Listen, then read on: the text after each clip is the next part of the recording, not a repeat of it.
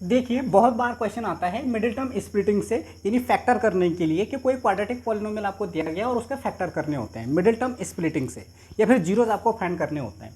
ठीक है, ये क्वेश्चन 9th और 10th में बहुत ज़्यादा पूछा जाता है। और मिडिल टर्म का मतलब ये जो 7x दिख रहा है ना, इसको स्प्लिट करना होता है। तो इसको स्प्लिट करने के लिए क्या करना होता है, आपको पता है standard form of the quadratic polynomial होता है जो क्वाड्रेटिक पॉलिनोमियल है उसका स्टैंडर्ड फॉर्म क्या होता है, ax² plus bx plus c, है ना। तो आपको दो नंबर ऐसे फाइंड करने होते हैं जिनका प्रोडक्ट कितना होना चाहिए, प्रोडक्ट होना चाहिए a इंटू सी के इक्वल, a और c के प्रोडक्ट के इक्वल, और सम जो होना चाहिए, सम होना चाहिए b के इक्वल, है ना। ये हमेशा होगा। तो यहाँ पे देखो कंपैरिजन कीजिए, तो प्रोडक्ट आपको कितना चाहिए, प्रोडक्ट आपको चाहिए कितना, 2 इंटू a इंटू सी यानी 2 इंटू 6 यानी कि 12 के इक्वल, और सम कितना चाहिए, सम हमें चाहिए b के इक्वल, और b कितना है 7। तो निकाल लीजिए, दो नंबर ऐसे निकाल लीजिए जिनका सम क्या है 7 है और प्रोडक्ट कितना है 12 है। तो यहाँ पे सीधे सीधे आपको नंबर तो मिल जाएगा, लेकिन देखो सबसे इजी तरीका क्या है, जो ये प्रोडक्ट चाहिए ना आपको, प्रोडक्ट वाला, इसे सॉल्व कीजिए। प्रोडक्ट आपको देखो 12 के जो पॉसिबल फैक्टर होते हैं वो क्या होता है, एक तो 1 इंटू 12 हो सकता है, दूसरा क्या हो सकता है 12 का वो हो सकता है 2 इंटू 6, तीसरा जो हो सकता है वो कितना होता है 3 इंटू 4, है ना। 1 इंटू 12, 12 1 12, 2 6 12, 3 4 12, यही हो सकता है, बाकी और हो नहीं सकता है। ठीक है, तो देखो अगर प्रोडक्ट तो सबका 12 ही है, लेकिन सम के लिए देखो 12 प्लस 1 कितना होता है 13 होता है। अगर सब्ट्रैक्ट भी करोगे 12 माइनस 1 तो वो कितना होता है 11, मुझे चाहिए 7, तो ये तो हो नहीं सकता।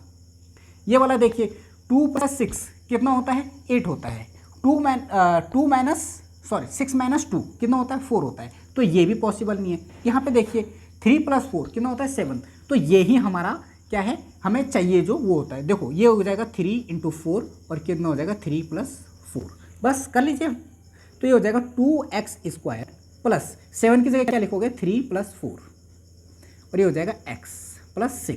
ठीक है, चाहो तो आप 4 प्लस 3 भी लिख सकते हो, ठीक है, कोई दिक्कत नहीं है, 4 प्लस 3, ठीक हो गया।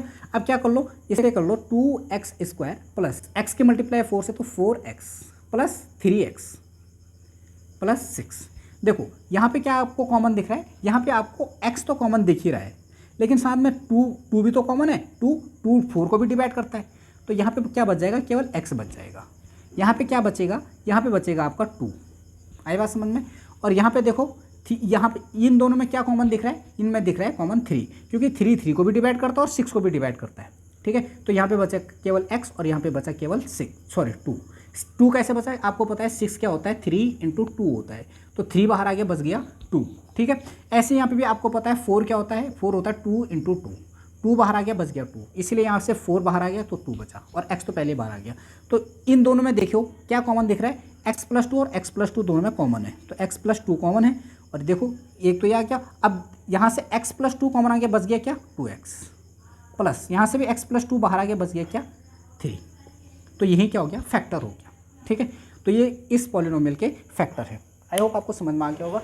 इसी से बेस्ड आपने एक और क्वेश्चन करना है, ये क्वेश्चन करके देखिएगा, ये हो जाएगा आपका 4x² प्लस 6x प्लस 2, ये करके देखिएगा, तो इससे इसको खुद ट्राई कीजिए।